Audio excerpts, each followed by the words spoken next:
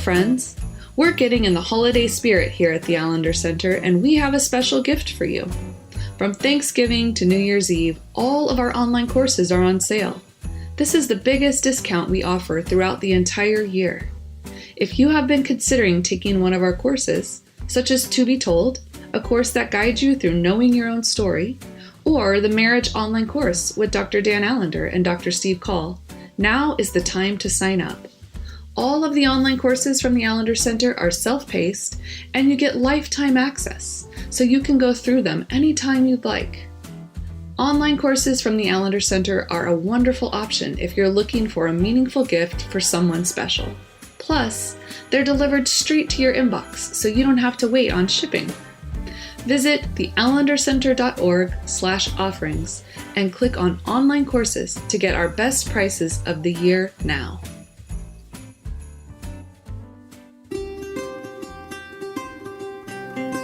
Thank you for listening to the Allender Center podcast. I'm Dr. Dan Allender. And I'm Rachel Clinton Chen. We're fiercely committed to providing hope and healing to a fragmented world. And restoration for the heart. Thank you for joining us. Let's get this conversation started.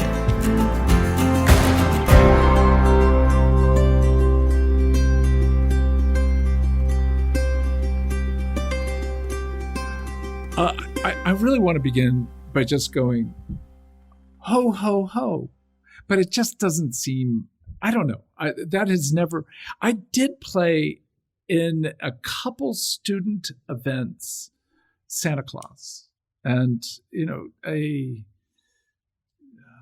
that just didn't fit me really well. So when we're talking in this season about gifting, there's a lot of complication, and it's beautiful, but it's also, ho, ho, ho. How's your shopping?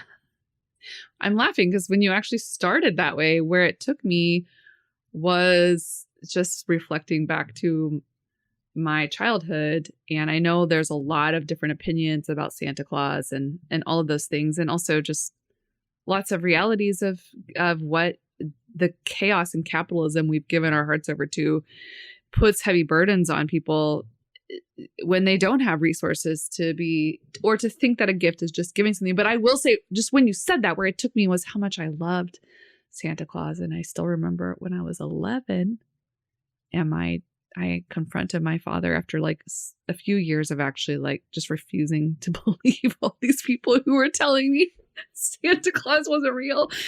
I just had a lot of faith, And I remember like just being like, Dad, I just need you to tell me the truth. Is Santa Claus real? And him saying, the person, like the physical person of Santa Claus is not like a real person who flies around and does things, but the spirit of Santa Claus is real. And he asked me, do you wish that we would have never told you about this? And I remember just feeling like, absolutely not. I loved every minute of it. I would never give it back. Now that was me. That's not everyone. But I have been thinking a lot about that. Like, what are some of the ways, we can gift? And, Michael and I have been talking a lot this particular season. I think the pandemic, when you've been stuck in your home and you realize just so many things that don't really matter or have meaning. And what does it mean to gift well? And what are some of the things that, obviously all of us love to receive something we've been wanting and someone's thoughtfully thought of. So, I want to be careful not to like poo-poo on gifting, but no, that's why I may not be able to do the ho, ho, ho well, but I don't want to be, I don't want to be aligned with Grinch as we come to this. So it's really important to be saying, look, this season complicated in terms of the indulgence, the craziness. In some ways, it is a manic period where people feel so much pressure to make it special, largely out of the unaddressed reality of nostalgia. And nostalgia is always a dangerous, I would say, untastable, unseeable, unsmellable gas that when you want to come back, there's something lovely about wanting to go back to Eden. But in fact, when you demand to go back and everything in your home is a reflection of you going back to your childhood and to all the fantasies and illusions of wonder, it creates this exhaustion and pressure for many people. So I'm hoping what we can do in this time is come back to what's the nature of true gifting, and how do we participate in a way in which, as you shop, as I shop, as we go about buying for a whole bunch of people, or at least thinking about this process, that we can honor something of the real heart of what giving is about. So given that, let me ask you the question. What are you thinking about getting for me? If I could, if I had the time, resources, space, and intentionality, I have thought about this because I would send you and Becky on a tour of interesting places that hold Chagall art in the US. But I mean, okay, ideally would I love to send you to like the National Museum of Marc Chagall in Nice, France, of course. And you could go sailing and it could be amazing. So that's like the kind of bougie Christmas gift for you and Becky. Bougie? Well, I'm just saying, no, like, listen. Listen, hear me. This is not bourgeois. This is beyond Yeah. bougie. No, hear me out. Because that obviously would be so extravagant and just phenomenal. However, because I do know you a little bit, I still think you would have more fun, both you and Becky, like going to the Chase Tower in Chicago where the Four Seasons mosaic is. Because, you know, anytime you get to see like a really incredible piece of art in like a random building that somehow somebody procured, and you're just in like a hallway of like the Chase Tower. I mean, obviously the Chicago Museum of Art also has the beautiful stained glass windows, but I would also send you guys to the Union Church of Pocentino in Tarrytown, New York, where there are Chagall stained glass windows and some Henry Matisse in some random small church that I still, because I think part of the journey would have to be discovering the stories of how these came to be places. What was the relationship?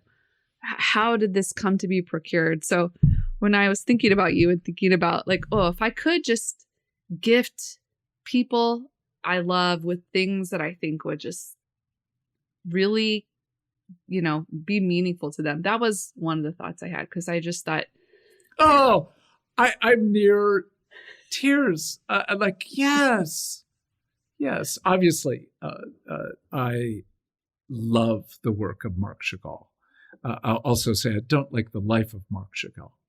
He was a brutal narcissist with great cruelty to his wife and to his son. So I grieve in some sense that so much of his own harm as a Russian Jew in the experience of post-World War I, World War II, that there was not the capacity or design or opportunity to attend to a level of both his grief and anger. But nonetheless, there is a beauty and a compelling. And to have found out that my own lineage bears Russian and Hungarian Jewry. I didn't know that when I first fell in love with Chagall in my early 20s. It took me about 40 years to make some of that connection. So here's again what I would underscore.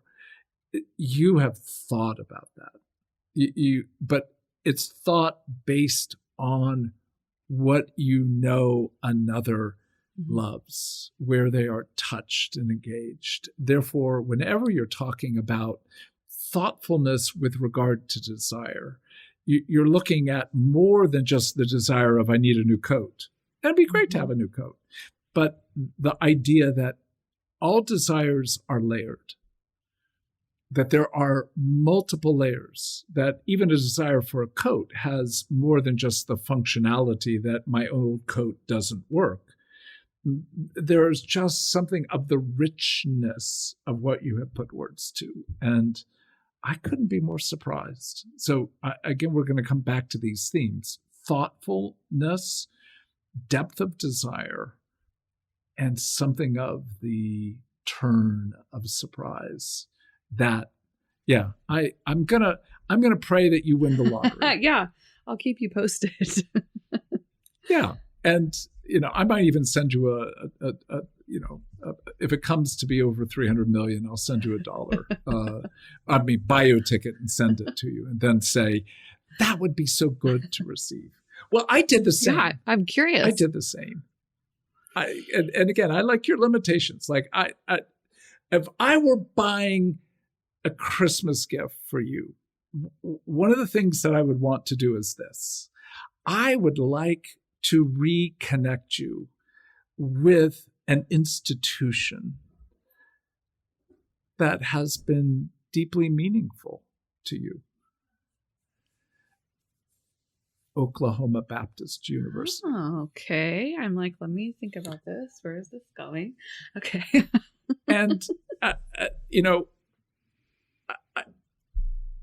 I'm not going to say I have much power, certainly in the Baptist world.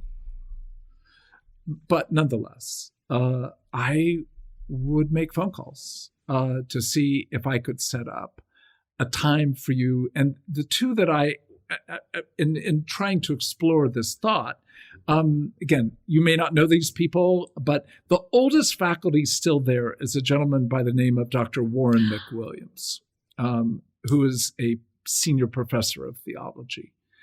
And just the audience can't see your face, but obviously there's a response.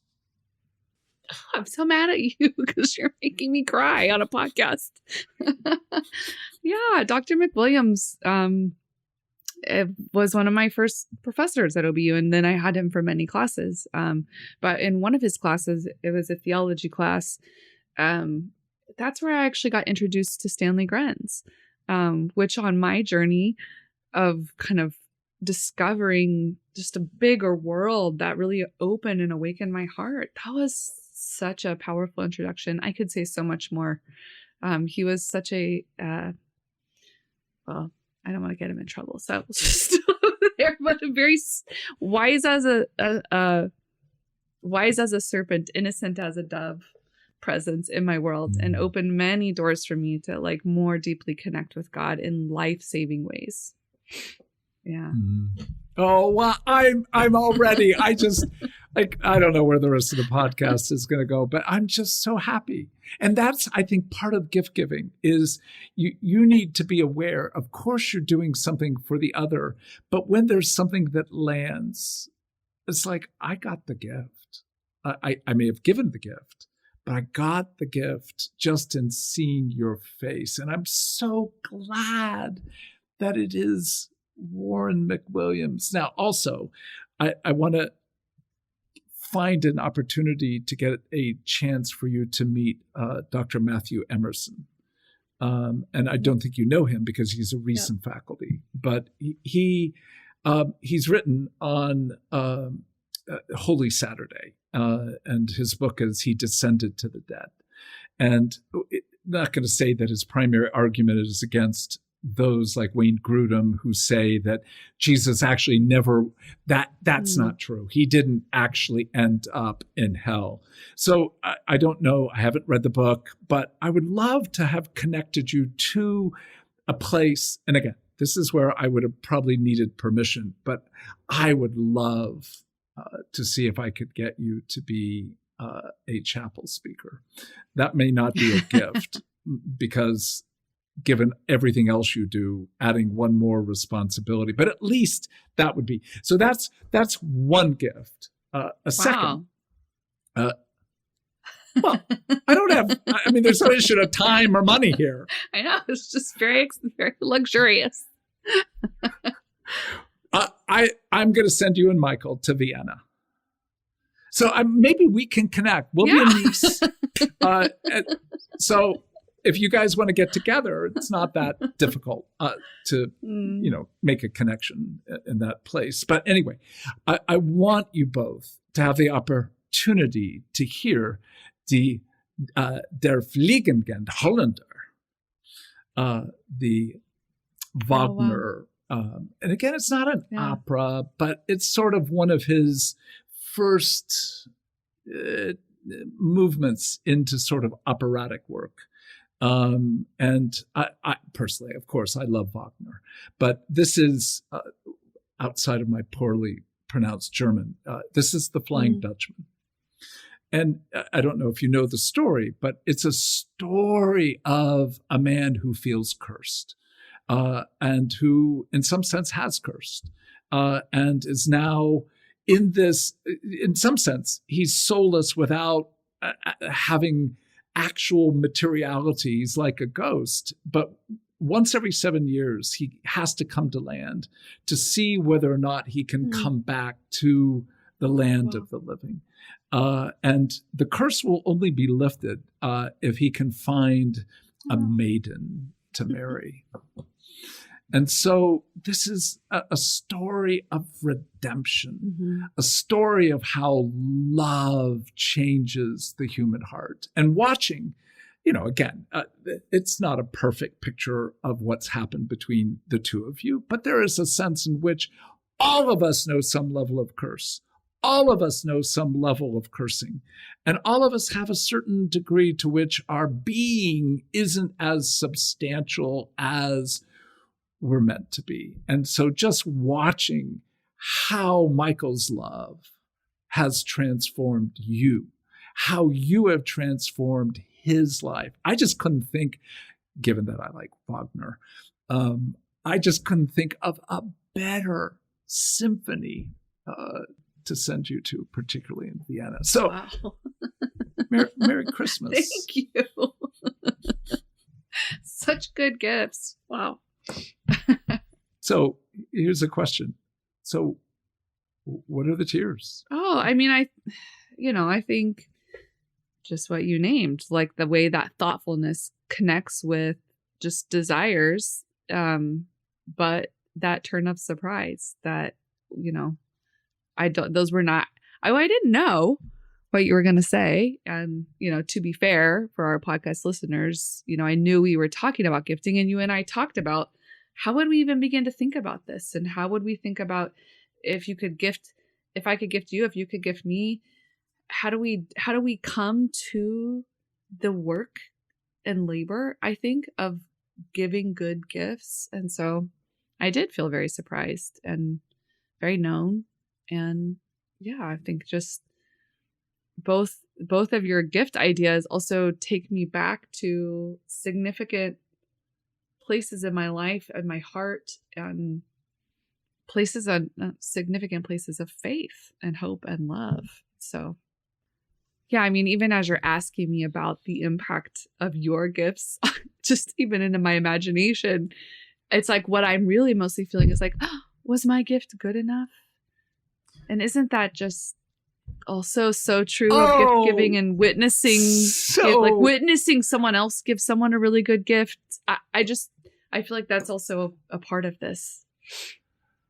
Oh gosh, I love my gift. Now I also have to say that, when Redeeming Heartache came out, our leadership team purchased this beautiful Chagall print, and I know it was the entire team, but I also know you were very central in this process.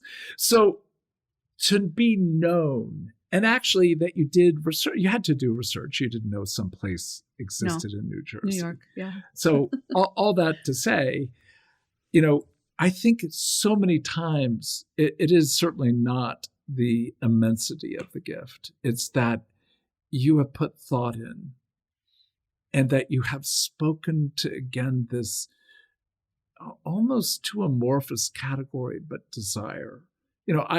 Becky asked me, like, what do you want for Christmas? And because I'm having surgery right before Christmas, what I said to her was, like to be pain-free. And she said, that's not something I have a whole lot of control over. And it's like, yeah, so you really can't get me anything. And it's like, well, and what she threatened, and I'm looking forward to receiving is, she said, I have some things that I think will be really sweet for you. And it's not candy and it's not sugar. And I'm like, oh, you beautiful, godly seductress. You just created intrigue. I mean, I dispelled it like nothing. Look, I'm going to be recovering. I'm good. Let's just wipe Christmas off. And it's like, no, she's already been at play. And she knows that in some ways, big gifts are fine. I'm all fine. But it's like the stocking gifts, these teeny little things that you would never even think about possibly. That matters as much, if not more, just because it's playful. So to step back and go, yeah, we are so critical of our own capacity to know, dream, and risk on behalf of someone. And then when we do, there is always the threat of it was not enough. It was not what was. I mean, I just hate when I give a gift and it doesn't fit. That's just always like, oh, it's brutal. So when you begin thinking about other ways that as a gift giver, gift receiver, like what are the struggles you know? I mean, I'll go back to something I said at the beginning. I definitely think in our culture, in our world where there is such a kind of drive for things, which don't get me wrong, I love things. And I just recently turned 40 and, that felt like a big birthday. And so we purchased a piece of furniture for our home. That's something that will probably be with us, hopefully, for decades. That felt like a bigger kind of something we've been looking at, dreaming about, saving for, but it felt extravagant, right? So I'm not disparaging the collection of things, but I think sometimes what can get in the way for me is I start to get in this one track mind of like, I got to get a good gift that's something they don't have that will feel special. And when I'm only looking in the world of something you can like purchase online, quite often that it's like you kind of get in this like, well, what more does someone need? And sometimes people do need things, but when we can think about gifts as, I mean, this is so cheesy because as like a different way of being present, a good conversation, making ourselves available. Like you've shared this many times on the podcast that like some of your best gifts from your kids have been like an invitation to relationship, to like an ongoing, you're going to read books together, you're going to have dinner together, you have to share stories with each other. And I think sometimes in our world, we forget that often what our hearts and our souls most long for is connection in a meaningful way that is somewhat disruptive of the norm. A thoughtful date for your spouse, some special time with your kids where you get to do something outside of your normal rhythms that they'll remember for the rest of their lives. And it doesn't even have to be big and extravagant and costly. So I think for me, sometimes it's both the frantic nature of our world that doesn't allow for a lot of time for thoughtfulness and intentionality, and kind of being seduced by things when I forget sometimes the best gifts are words or connection. Mm-hmm. Well, I don't know how to say it so that it doesn't sound like, well, of course. But this is the surprising presence of Jesus. The maker of heaven and earth, the inversion of becoming fragile, small, helpless. In one sense, yes, the large gospel is the gift, the charisma.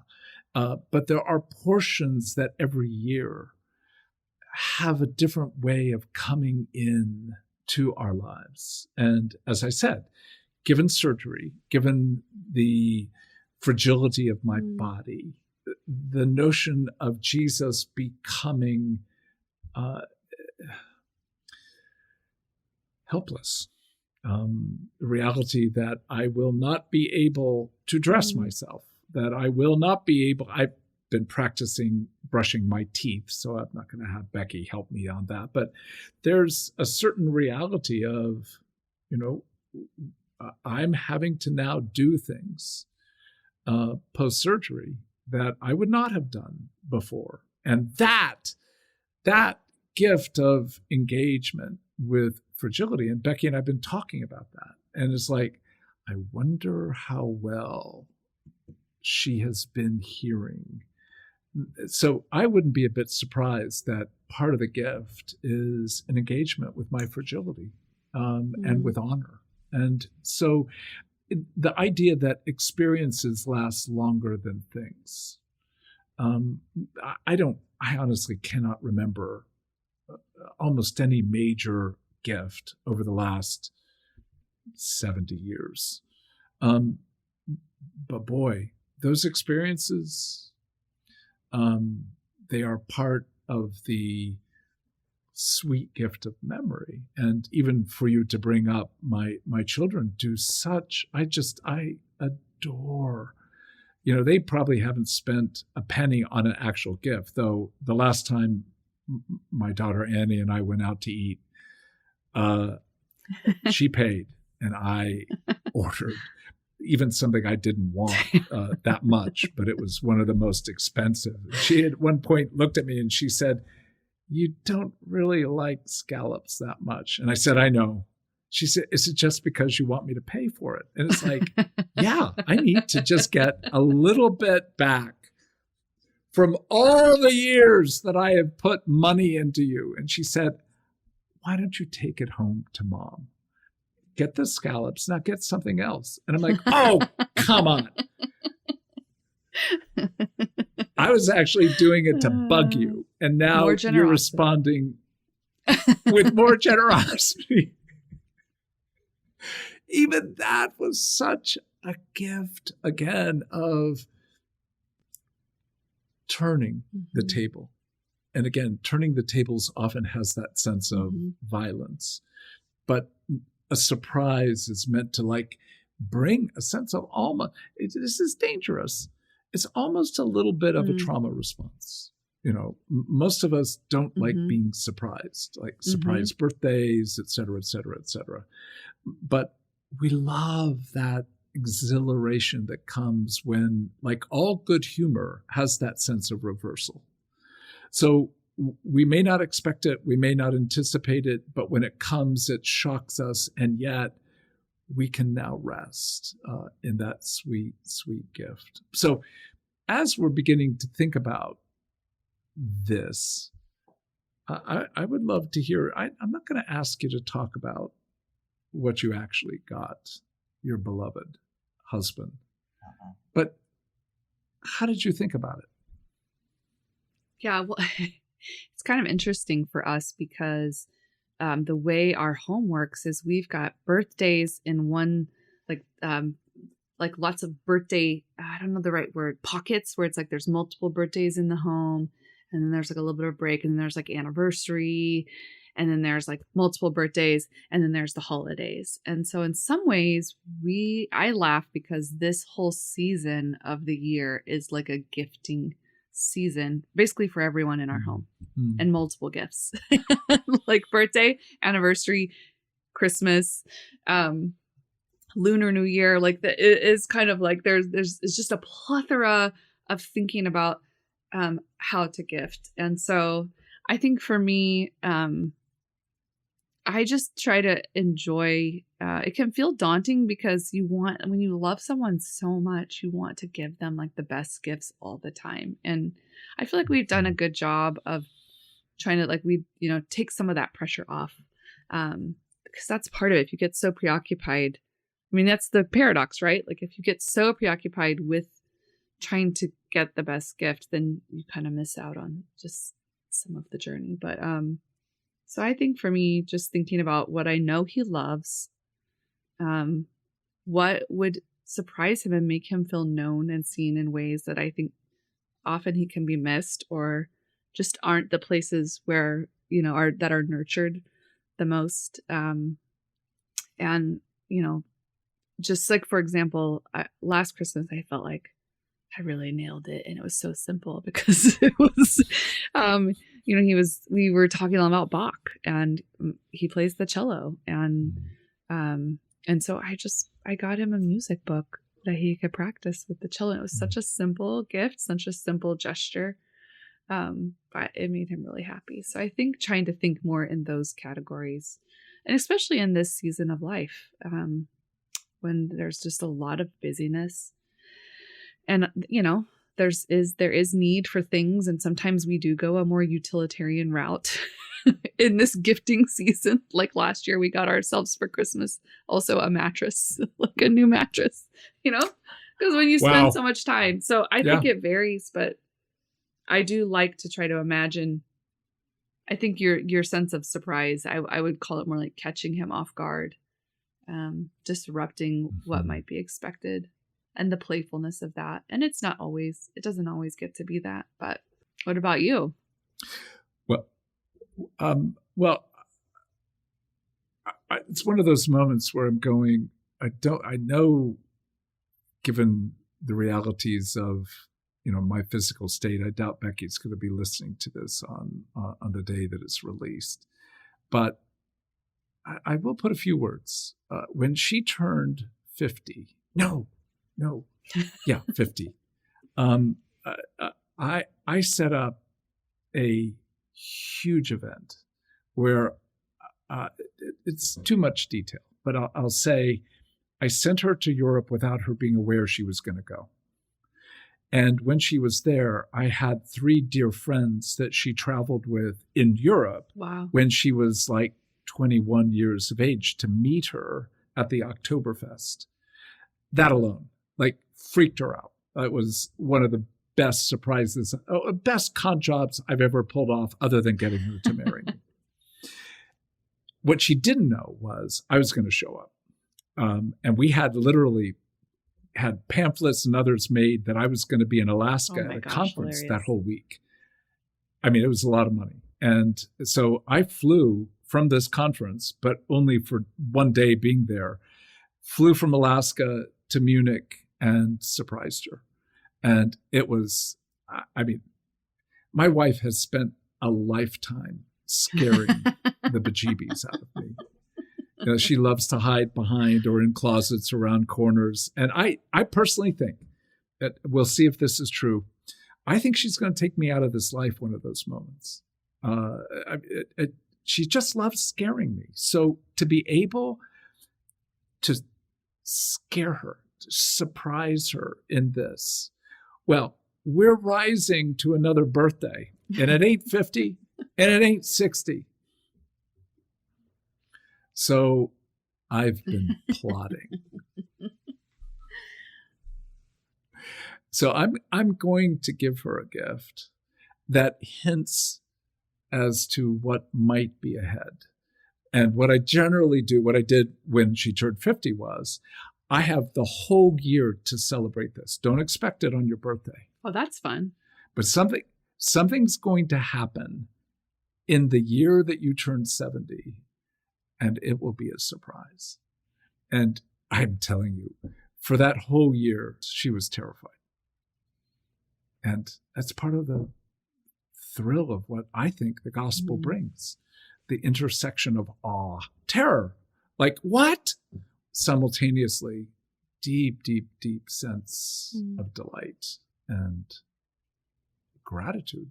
So that's what I'm wanting to give her. I'm going to give her the promise of a birthday celebration. I love that.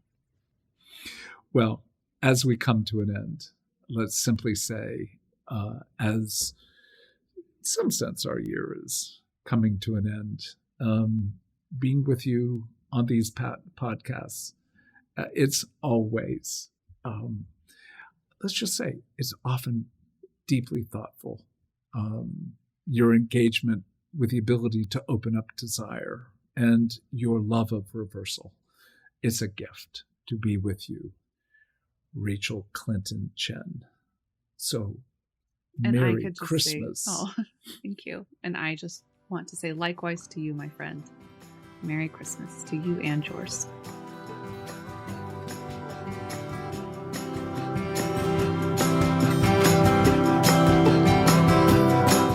Allender Center podcast is produced by the Seattle School of Theology and Psychology. If you'd like more information about the Allender Center, you can look at theallendercenter.org.